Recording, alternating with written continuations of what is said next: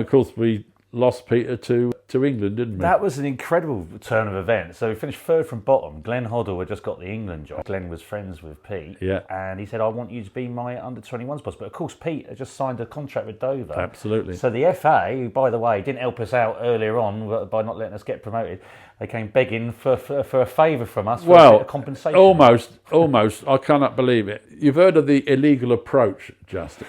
Well, it goes on. It went on 40 years ago. I'm sure it still goes on now. But I had to go to a hearing once when over Mark Harrop. I'm going back. We signed Mark, and I'd had a chat with him, and I think Margate weren't very happy about it. So you had to put a 7-day letter in those days. But anyway, I had to go to a Kent tribunal and plead my ignorance of what had been going on.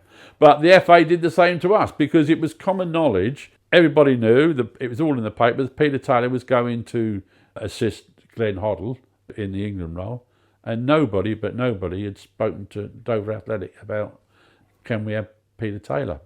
It was one, I always remember my sister, Brenda, we were working for us when we were running our diesel company. She came in a Friday afternoon about 4 o'clock. She said, there's a Graham Kelly on the phone, wants to speak to you, John. So I said, oh, okay. And Graham Kelly, of course, was the FA secretary. Yeah, he was the main man there, I think, on that side. So I said, he said, is that Mr. Huss? I said, yeah, that's me. He said, Graham Kelly. I said, hello, Mr. Kelly. I said, been waiting for a phone call from you for quite a long time. And he was spluttering away and blah, blah, blah, blah. Anyway, the bottom line is we did agree at compensation, and Peter wanted to go, there's no doubt about that. And I said to Pete, well, yeah, you can go, but someone from the FA has got to make contact.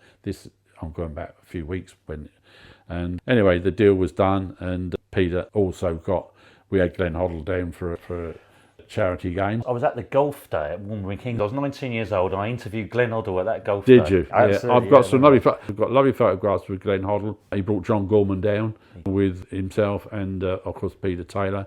And we had a good golf day up there. Not that I can play golf, but it was a good fundraising effort. And a lot of Dover people got a chance to meet Glenn and the team. So, yeah, so that was Peter. We didn't do too bad out of that situation. And, Peter went on to, in the end, he had one game as the manager, didn't he?